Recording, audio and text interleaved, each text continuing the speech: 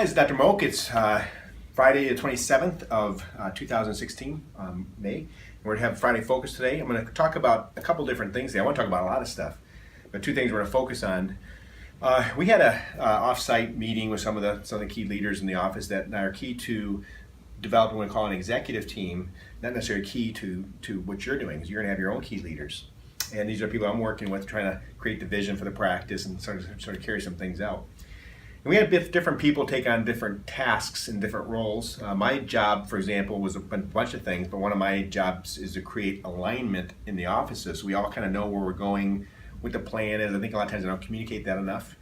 And I'm specifically deliberate in trying to see patients less often, and that way I can go out to the different offices and meet with you.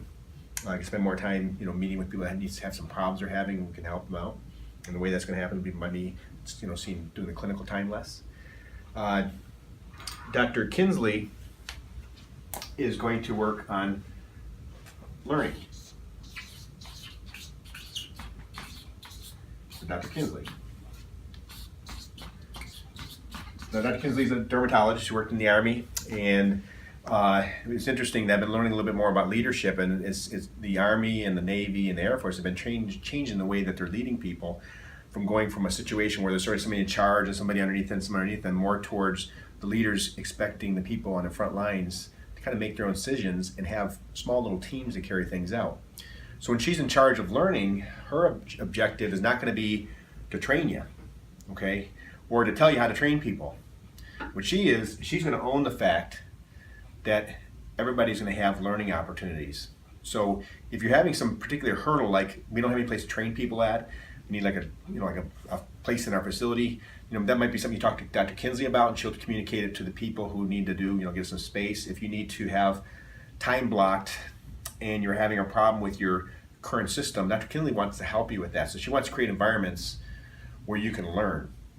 Okay, so if you're, and I don't like to use the word training because we always use that word. However, training is something that you do to somebody, and it's almost like training puts the individual off the hook.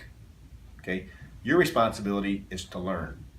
Now, our job is, of course, give you the tools you need to learn, maybe give you the resources you need to learn, and if you don't have those tools or resources, then you can communicate with your direct trainer, okay?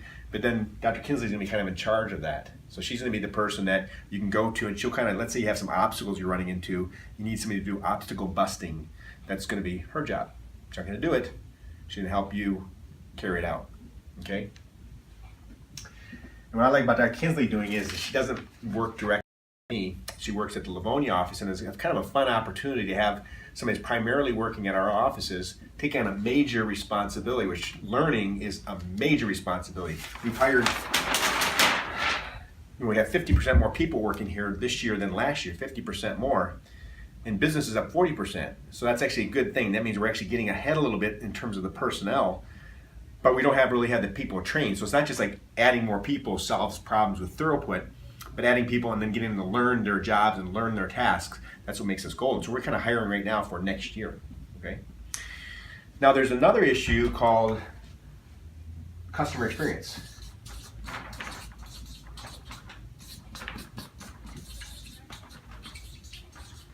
Now, the customer experience is something that is part of training, because we're going to train how to do better customer experience. But somebody in our office decided they want to kind of take that on as being the person that could help the different offices achieve the same level of customer experience. You go to Starbucks and you order a jumbo jamocha latte blade, or whatever it is called. I don't know if you're supposed to say grande is big, or latte is big, or vende is, or what the hell does that mean? I had no idea. But they had the same customer experience. Somehow they did the learning modules to teach their staff how to talk to people, and you'll get a smile. You'll get greeted when you walk in the door, and they're going to deliver you a warm cup of coffee pleasantly. Okay, and that's a customer service experience that's consistent throughout.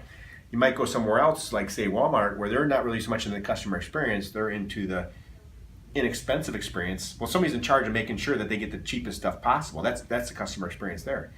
So we know what we want for customer service. We want great customer service, and Tracy Grossman is going to be the champion of that. So what she's going to do is she's not going to train you how to do great customer service, but she's going to help you remove obstacles when there's things in the way of achieving great customer service. If you need more learning modules on customer service, you might be talking to Tracy as well. Okay, you say, well, we don't really have to communicate with Dr. Kinsley, and they can kind of work it out. It might be a situation where you realize, our office is not really the best place. It's not that clean. And Tracy might be showing up at your office and saying, this place is kind of messy. And, it's not what we want. I know when I go visiting the offices, and Maria kind of does that right now. She looks and says, this place is a big style. Let's clean it up. So Tracy's going to be sort of your point person. Not your point person. She is owning that responsibility of making sure we have the opportunity and the tools to give a great customer experience. If you're running into headwind because you're giving poor customer service because of being, just your schedule's all messed up, she can help you. Okay. There's some other issues too, and I'll roll those out later. Maggie's going to be working on smart scheduling. Teresa's going to be working on revenue per new patient. I'm going to be working on more aligning the different practices and making it clear that you understand the mission and where we're going. And even this Friday Focus is an opportunity for me to talk to you about it. I'm a little disappointed that everybody's watching this because I see how many views there are. We're not getting all the views, but this is something that I'm asking the staff at their huddles in the morning to talk about what we discussed at Friday Focus. Because if I'm supposed to be communicating with you and I'm doing my job by recording videos every week, now it's kind of like makes an effort to do this, then I expect you to watch them. I expect everybody to watch them. You should hold your peers accountable. Okay, because it's the A players are watching this already, and the B and C players maybe are not. So let's talk about what is an A player, a B player, a C player. What do we imagine are our core values in employees at Allure? We spent some time to try to figure out. We did the exercise. A lot of you showed up at the Gazelles meeting about a month ago or so, and they talked about if you were sending a plane or a spaceship to Mars, and you wanted to explain to the Martians everything that embodies Allure and all the things that we're best at, who would you take and what quality would they bring there? And there's obviously a lot of quality. We probably want to take everybody. But we kind of hold it down to certain qualities that are so important that we would potentially lose money to make sure that they occur. And we'd also be prepared to let somebody go and get a new job if they can't embody those core values. So the core values are something that we will make a sacrifice for, but then if you cannot show us those core values, really can't work here. Okay, and those are the core values. One is a great work ethic. Great work ethic. Make it really clear, work ethic.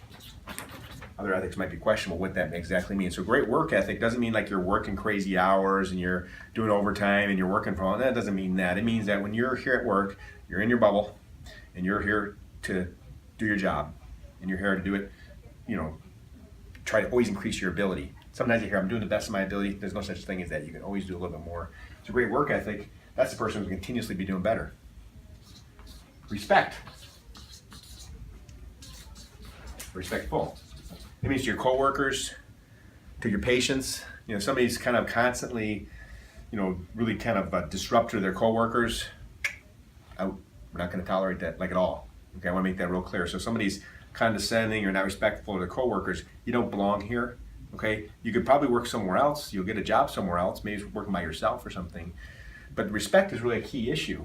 Now, respect is not like that you have to call everybody sir, ma'am. That might be respect in say the military.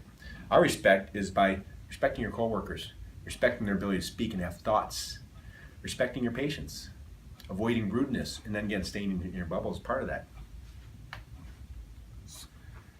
We want people to have exceptional service abilities.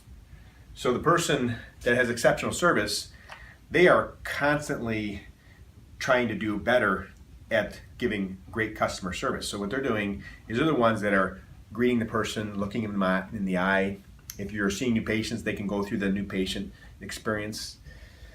If this here is a non-exceptional video, because Quentin is not here, and you'll be able to tell how much crappier this is. I'm not gonna tell you who's behind the camera. I'm not gonna say anything embarrassing, but he's using my iPhone to videotape it. Obviously, this was not his job, and he's just filling in. So he's got the great work ethic, but he doesn't have an exceptional camera. Okay, he's using my iPhone. But the exceptional service is the fact that you can see Quentin does exceptional work every time.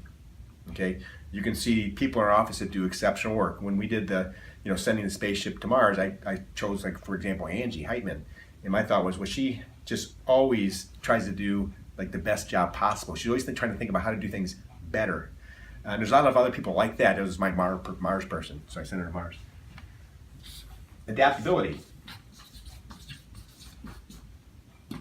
Adaptability means that you can change. And there's certain people, and you know them in your life, that they don't want to do anything different. I like things just like they are. I want to stay this way forever.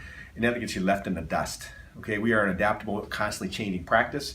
And 10 years from now, it's going to look different than it does now. The roles are going to change. The duties we're doing are going to change. The medications are going to change. The lasers are going to change. And we have to adapt to it. I'm even changing my style of leadership. I mean, I'm specifically rolling it out to leadership team, how we're going to do this. I want to stop this, boss, sub-boss, sub-boss, sub-boss, and go more from the people who are leading the practice are the ones in the front lines. And they're constantly bringing influence on the new people to lead them. Who's going to lead the next generation and lead the next generation? Rather than asking your boss for stuff, you'll be able to decide on your own. That's really kind of a key part of my adaptability. I want to stop making decisions for people. And when you ask me a question, I'm more likely going to ask you a question back and let you solve your own problem. So that's adaptable. Because we're able to adapt, we're able to grow. In reality, the companies that do not grow go out of business. Look at the last recession. The businesses that did not adapt, we adapted. Businesses did not adapt, they're all gone. Okay? And T is trustworthy. Sorry, this is all kind of. T is trustworthy. And this goes without saying. Being untrustworthy, out of here. That's not an acceptable talent. Now, obviously, here people are trustworthy, but if you encounter a coworker that's not trustworthy, and you know they're not, and you let them stay here, it's almost like you're endorsing that behavior. Okay, so if you see somebody stealing or somebody like going through somebody else's stuff, you know that you're supposed to identify that and get them the hell out of the practice. Okay, so those are the core values. Fortunately, most people here have this. Okay, but when we're going forward, when we're looking to add to our family, we expect that this is the core values of employees of Allure Medical Spa. Okay, so how does it tie into the A, B, and C players? So we'll have a scale here, and we say, let's say this is the values, core values. This is low, this is high. And then we have production. This is low, and this is high.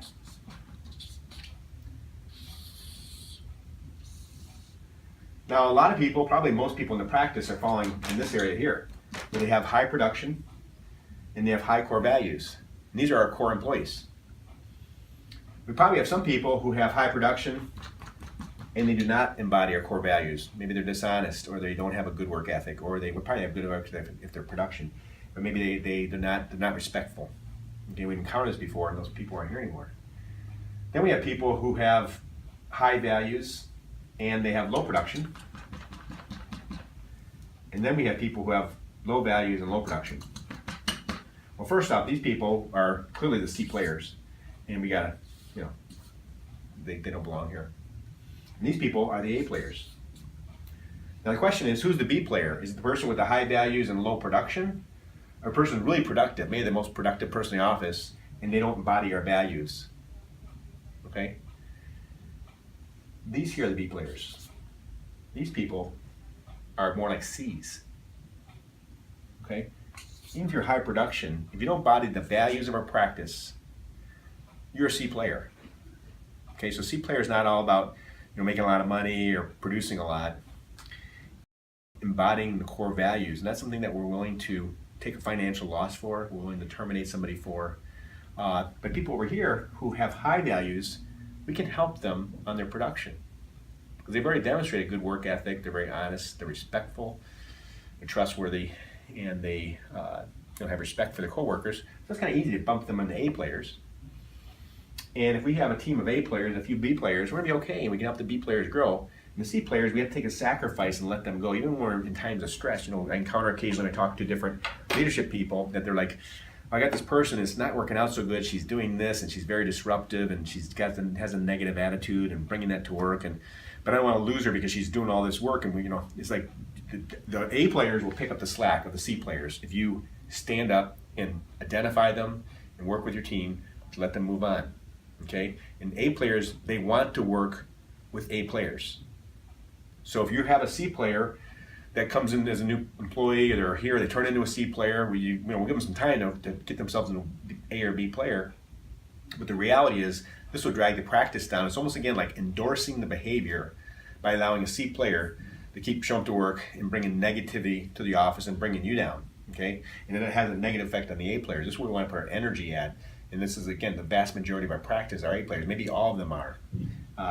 And since we've had a recent surge of hiring, we want to make sure we identify the ones that we hire properly that are A players. If they're not, it's okay. They can find a job somewhere else, but don't fool yourself thinking that you're working here in 2 years. So that's Friday Focus. I don't want this to be negative. It's actually a positive thing because we have a lot of A players. We want to keep them there. Dr. Kinsley and Tracy, sometimes they're out of the loop a little bit because they don't work at the Shelby office. So as time's going on, we're trying to change the entire structure. We have sort of a headquarters, which is housed in Shelby, but doesn't really need to be here. And then we have a Shelby practice, a Bologna practice, Warren practice, Clarkson practice, and Southgate, and eventually Beverly Hills. They'll be opening up probably this fall. And by Tracy Grossman and Dr. Kinsley being actively involved with this, they'll become more part of your life, and you'll actually have an opportunity to utilize the talents of additional people. So thank you very much. That's Friday Focus.